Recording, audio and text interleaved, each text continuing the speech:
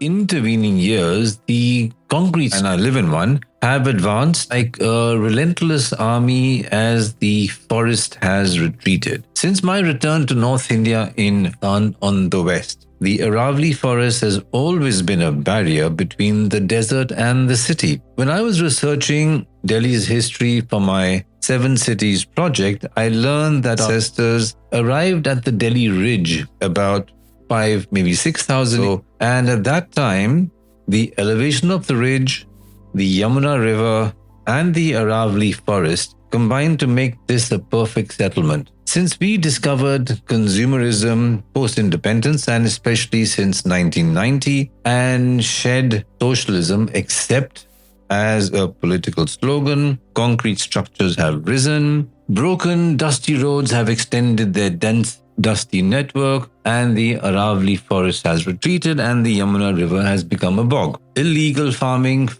illegal farmhouses, and illegal settlements have spread and proliferated. The people who own these establishments use political and violent means to protect their turf. The Supreme Court's recent ruling strips the woodlands of their protection, and bankers tinkle and toast their glasses with glee. Their glasses of wine, actually, with glee. The Aravali forest is one of the world's oldest forests and may now be one of the world's fastest disappearing forests also. Deforestation is the new mantra in India.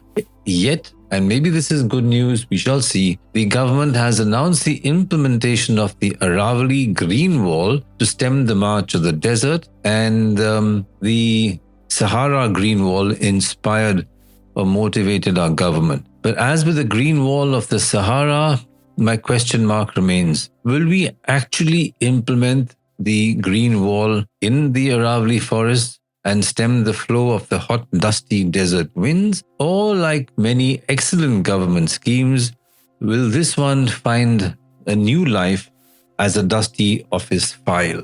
I don't know. We've always had dust storms in Delhi.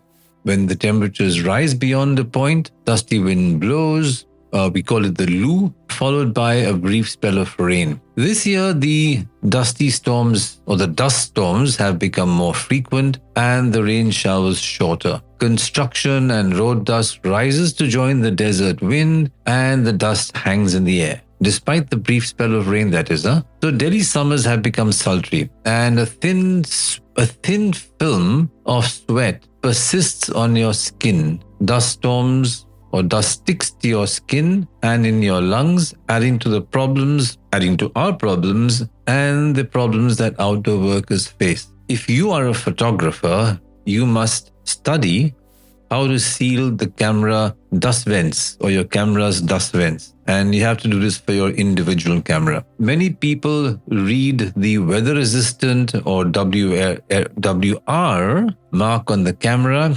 and assume that this implies that the equipment, camera and lens, are weather sealed. But weather resistant is not the same as weather sealed. I am exploring cameras like the Olympus TG7, which are more dust and water resilient or resistant, and I might use this camera at some point in the future as a walk-around camera, especially in Delhi's dusty environment. Dust does indeed create a strange environment. You can, if you will, and if you are brave, photograph people walking in the dust. I did it once or twice. Wear wraparound sports glasses if you have them. Don't open your mouth or you're going to swallow a huge amount of dust. Cover your face and nose with a thin cloth and wear a pollution mask. Sometimes dust hangs in the air and creates a surreal, beautiful atmosphere.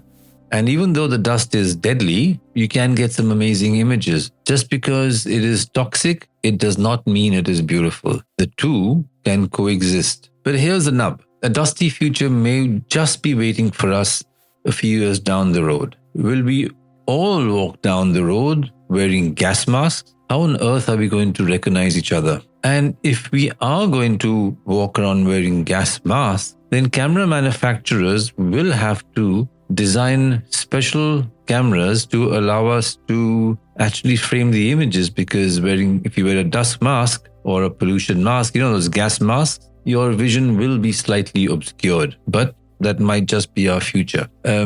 Maybe the new fancy AI glasses that Meta has launched will come in handy. Who knows? Yeah, I've posted or created a dystopian but plausible future. Anyway, do read the accompanying essay or blog post. I have linked it at the bottom of the show notes here. Do read that. That gives you a lot more detail on what's happening. And do share your thoughts. Please bung in a comment, join the conversation, give me a thumbs up, spread the good word, and subscribe to the Dusty Mike Chronicles, which is a part of the Tramping the Dusty Roads. And you can also find me at Medium and at LinkedIn and on my YouTube channel also. See you next time.